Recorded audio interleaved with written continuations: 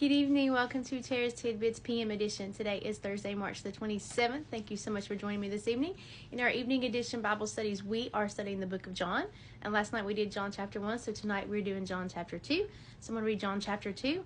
If you'd love to join us for the live Bible study version at 9 p.m. Eastern Standard Time, I go live on the TikTok channel where we are reading John chapter 2 and discussing and having a great Bible study time in there and some worship. So I'd love to have you join me in there for that.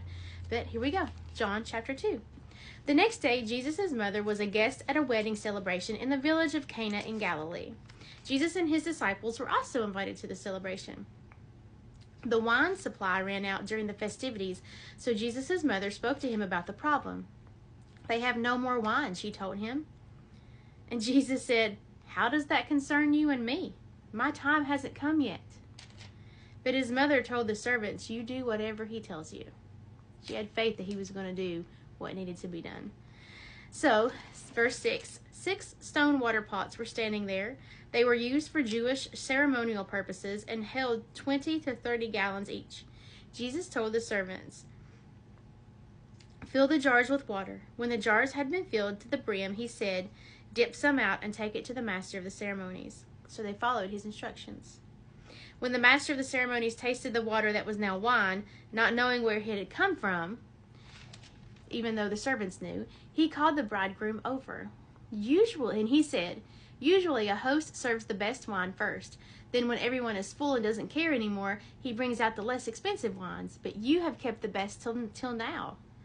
This miraculous sign at Cana in Galilee was Jesus' first display of his glory, and his disciples believed in him. After the wedding, he went to Capernaum for a few days with his mother, his brothers, and his disciples. Verse 13. It was time for the annual Passover celebration, and Jesus went to Jerusalem. In the temple area, he saw merchants selling cattle, sheep, and doves for sacrifices, and he saw money changers behind their counters. So Jesus made a whip from some ropes and chased them all out of the temple. He drove out the sheep and the oxen. He scattered the money changers' coins all over the floor and turned over their tables. Then, going over to the people who sold doves, he said, "Get these things out of here. Don't turn my Father's house into a marketplace." Then his disciples remembered this prophecy from the scriptures. "Passion for God's house burns within me."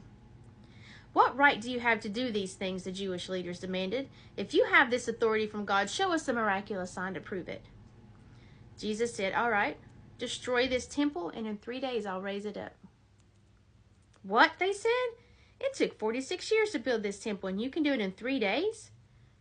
But by saying this temple, Jesus meant his body when he was crucified, right?